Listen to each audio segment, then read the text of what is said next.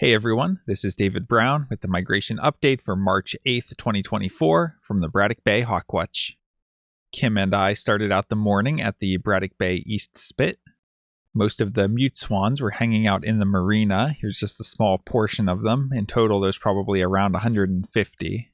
Scanning out over the lake, I saw this bird flying by. We see pointed wingtips and a long tail, so we should be thinking that this is a falcon, and it seemed relatively small. So a small falcon that's light underneath and has these lines on the face. This is an American kestrel. Here we have some small ducks hanging out in shallow water. We see that they have red heads with some green iridescence. And we see that they have a vertical line near the front on the side here as well. So these are green-winged teals, and these are the American variety. We can also occasionally see what are called Eurasian green-winged teal, also known as common teal, which in some places is considered a separate species, but for the standards here are considered the same species. And those, instead of having the bold white vertical line here, would have a horizontal line on the side and would not have the vertical line. Here we have some gulls standing around. We see kind of a medium gray color to them.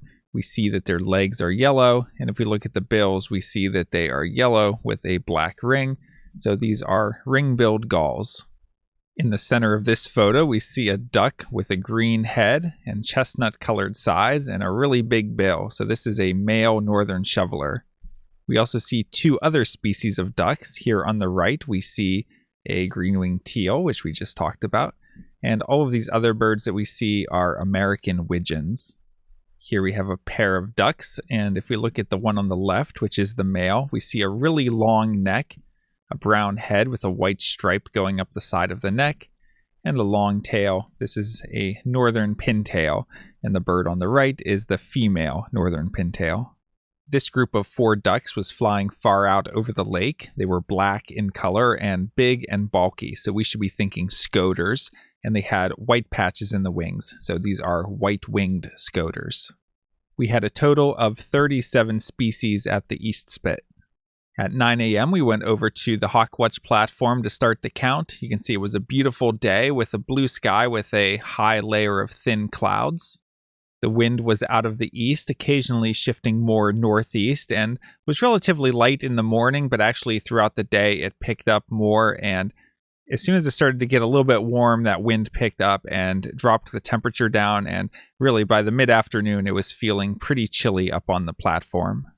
Here's a group of 6 tundra swans. We know that they're not mute swans because the bills are completely black. We know these aren't snow geese because of the longer necks, and also we don't see any black at the wingtips. The wings are just pure white. And trumpeter swans we don't really see flying in big groups, plus we heard these calling, so we know that they're tundra swans.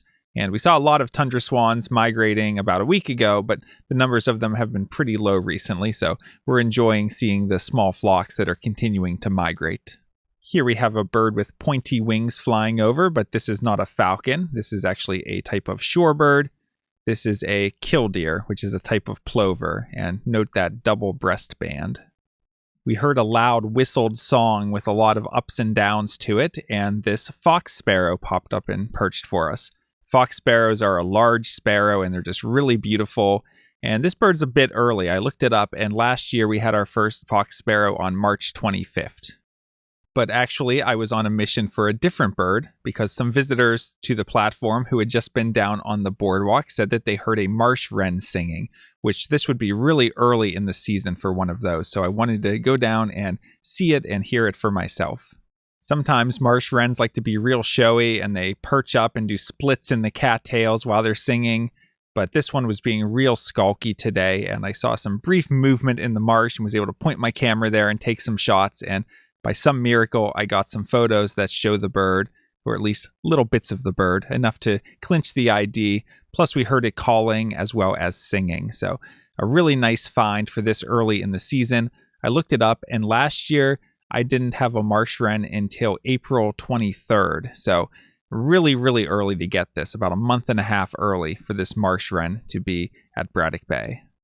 Most of the raptors today were quite distant. This was one of the highlights. Here we see, based on the shape, we know that it's a buteo. We see that the tail has some black and white striping to it. See that the wingtips look fairly blunt and maybe get a hint of orange coloration on the underside. So this is an adult red-shouldered hawk. Not the greatest photo, but looking through the spotting scope, it was a little better of a view. But other than this, there were some distant red tails and one distant bald eagle, but just not a good day at all for getting photos of raptors. And here's one more raptor that I photographed. Again, not a great photo. We can see that it's holding its wings up into a bit of a shallow V. See that relatively long tail and a white rump patch. That, along with the grayish upper sides, make this an adult male northern harrier. And we had 4 turkey vultures today, but again, that unfavorable northeast wind was pushing them away from the lakeshore and more onto the parkway side, so we didn't get very close looks at them. Notice the way that this turkey vulture is holding its wings up into a V shape called a dihedral, and turkey vultures hold their wings like that and are very unsteady. They wobble a lot when they fly. And we can also see a relatively small head. That the head itself is reddish because it does not have any feathers on it, and then the tip of the beak is more of a white color. And here we have a gull flying over. Looks real clean underneath. We see that typical adult wingtip with black with the white spots. Looking at that bill, it's a yellow bill with a black ring, making this an adult ring-billed gull. And taking a look at the eBird checklist for the Hawkwatch, we had 48 species today. I had 2 new species for the season today, which were marsh wren and fox sparrow.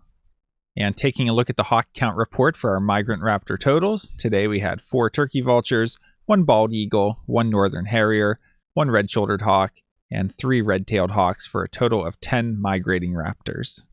That brings our March total to 246 and the season total to 404. And taking a look at the forecast for tomorrow, it's looking rainy with strong southerly winds and a high in the upper 40s, so it's a decent wind direction, but it looks like it'll be pretty rainy most of the day, and that rain, if the forecast holds, will probably prevent a raptor flight. Now, the winds are southerly overnight, so maybe we'll get an influx of new songbirds, and then it looks like that rain will be hitting kind of around sunrise tomorrow. So who knows, it might be a good day to get out and find some new birds, but the conditions are overall looking pretty miserable, and it's still fairly early in the season. So if this was May and there was this kind of conditions, it would be all hands on deck, get out to the East Spit. I'll probably still go out early in the morning looking for birds, but I don't have very high expectations. For Sunday, we're looking at a strong west wind, 20 to 30 miles per hour with occasional snow showers and a high in the upper 30s. So really strong westerly winds. We normally don't get a good flight on those winds, and it's usually the kind of day that I watch from the car, or at least hunker behind the hawk platform to stay out of the wind. So wouldn't expect much for Sunday. And Monday looks like more of the same, west-northwest winds at 25 to 35 miles per hour. So those strong winds just aren't very good for raptor migration. Sometimes you'll get a few eagles pushing through on them, but again, wouldn't expect much, especially this early in the season. And if you want more practice with bird identification, you can head to the LycoBirds website at lycobirds.com. And here at the bottom, you can sign up to get the daily ID quiz in your email inbox. And you can also go to the ID quiz archive, and you'll be able to see the hundreds and hundreds and hundreds of daily quizzes that my brother Bobby has produced. And I'm sure you see the shorts here on YouTube as well. You can do random quizzes. Here we have a random one. Do you know what this one is? How about a red-breasted nuthatch? Let's see if we got it right. Red-breasted nuthatch. Okay, so good resource for practicing your identification, especially when the weather turns rainy and windy and you have to stay indoors. And at the top of the page, you'll see a link to the featured LycoBirds Raptor Guide. And if we click on that, you'll find all of our hawk watching and raptor identification resources that we've put together, from articles to YouTube videos and beyond.